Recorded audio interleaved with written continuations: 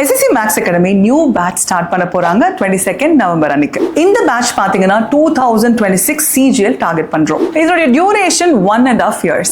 1.5 years அப்படின்னு ஆச்சரியப்படாதீங்க. 3 மாசத்துல clear பண்ணிடலாம் அப்படின்னு நினைச்சிட்டு வந்தவங்க கூட 3 வருஷமா இன்னும் படிச்சுட்டு தான் இருக்காங்க. மூவிஸ் இது பாத்தீங்கன்னா அண்டர் ரேட்டட் மூவிஸ்னு சொல்லுவாங்க. அந்த மாதிரி அண்டர் ரேட்டடான எக்ஸாம் தான் இந்த எஸ்எஸ்சி CGL. பொதுவாகவே இந்த மாதிரி எக்ஸாம்க்கு ப்ரிப்பேர் பண்ணும்போது டைம் டியூரேஷன் பார்க்காதீங்க. நாம எவ்வளவு நேரம் படிச்சோம் அப்படிங்கறத விட நம்ம படிச்சதுல எவ்வளவு ஞாபகம் இருக்கு அப்படிங்கிறது தான் ரொம்ப முக்கியம். இதற்கு உண்டான சிலபஸ் ஒரு ஆவரேஜ் ஸ்டூடெண்ட் கவர் பண்ணணும் அப்படின்னா 8 to 10 months வரைக்கும் ஆகும். இதற்கு பிறகு ஒரு 6 இருந்து 8 மாதங்கள் வரைக்கும் நீங்க வெறும் டெஸ்ட் பிராக்டிஸ் மட்டுமே பண்ணி ஆகணும். இது எல்லாமே சேர்த்தீங்க அப்படின்னா இதற்கே உங்களுக்கு 1.5 years வந்துடும். இதனாலதான் எஸ்எஸ்சி CGL படிக்கிறதுக்கு 1.5 வருஷம் நீங்க டெடிகேட்டடா கொடுக்கணும்ன்றது அவசியம்.